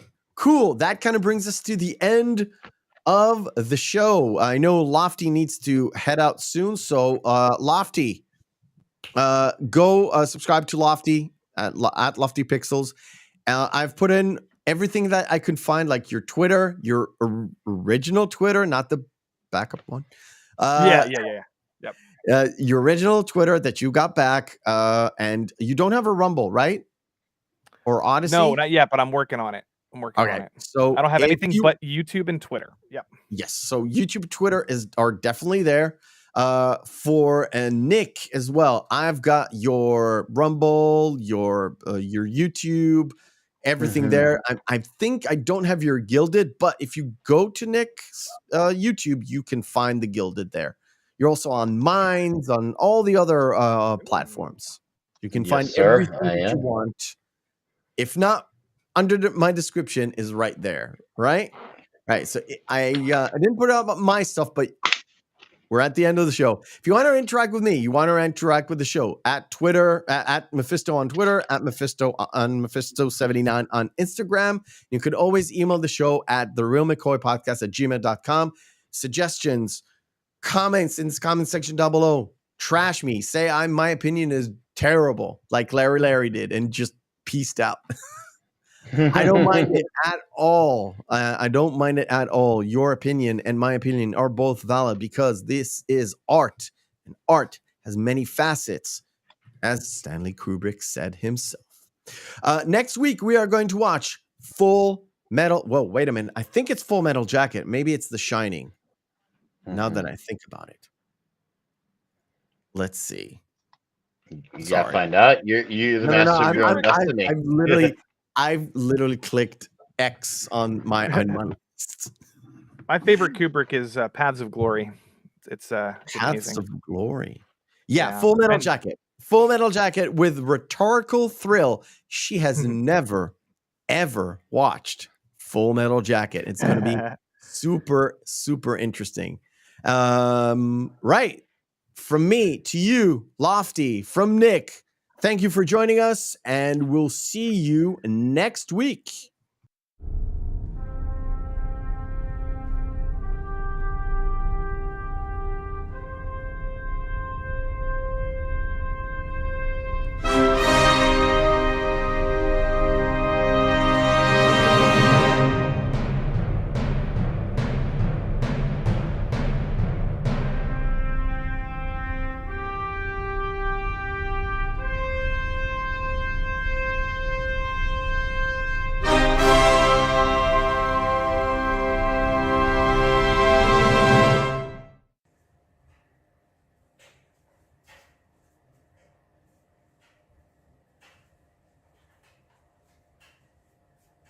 You're still here? It's over.